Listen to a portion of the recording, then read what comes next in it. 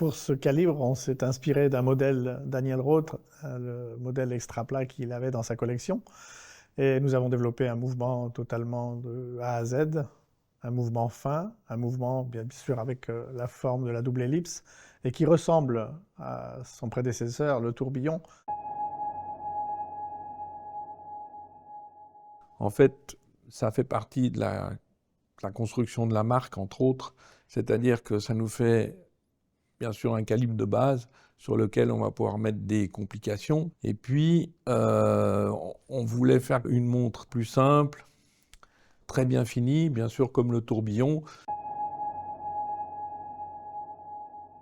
En fait, c'est de trouver le bon équilibre entre la précision et une bonne réserve de marche. Nous, on essayait vraiment d'avoir quelque chose où on espère avoir entre 65 heures de réserve de marche et un très bon réglage.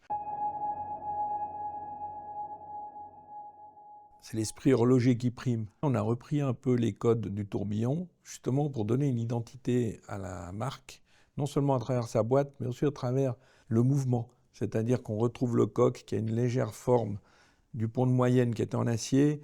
On retrouve les terminaisons vraiment très haut de gamme.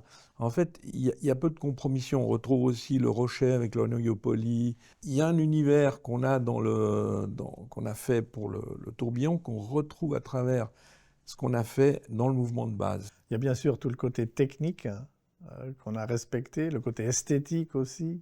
On a respecté cette forme de double ellipse. Si je devais vraiment prendre un élément, pour moi, c'est la chronométrie. C'est-à-dire que c'est notre balancier 4 Hz. Donc on a voulu augmenter la fréquence, d'avoir un balancier 4 Hz pour avoir plus de puissance, pour avoir un meilleur réglage et pour pouvoir justement, sans perturber le mouvement, lui additionner des planches, des complications par la suite. Alors on peut reconnaître ce mouvement extra plat par rapport à son grand frère, le tourbillon, bien sûr avec le cliquet barreau, qui n'est pas tout à fait le même. Le précédent, il avait un ressort rapporté, celui-ci, le cliquet est intégré, mais on peut voir la qualité des finitions, les côtes de Genève, les angles bercés, toute cette technique reste encore dans ce modèle. Pour ce qui est du remontoir et de la mise à l'heure, en fait, on voulait garder l'état d'esprit avec des pièces très esthétiques, fonctionnelles bien sûr. Et comme c'est un mouvement qui est plus mince, on l'a fait entièrement nouveau, même dans le même état d'esprit avec le remontoir, les bascules, les ressorts qui se croisent. Tout en refaisant tout depuis zéro, en fait, on voulait quand même retrouver quelque chose du tourbillon. Il y avait le cliquet barreau pour garder ce bruit, on va dire, ce bruit de remontage. On voulait retrouver ce clic-clic. Pour le balancier, on a choisi une fréquence élevée pour le réglage, pour la précision. On a aussi choisi avec une géométrie variable à maslot, parce qu'on ne voulait pas mettre de raquettes, parce que ça encombre et ça rend un peu moins esthétique, je dirais, autour du balancier. On voulait mettre un piton Genève, puisque c'est très qualitatif. Quelque part, bon, on a aussi fait des choses qui nous plaisent, personnellement, on va dire. En fait, avec Michel, on a quelque chose d'assez simple. On se dit jusqu'où et pas au-delà, quoi.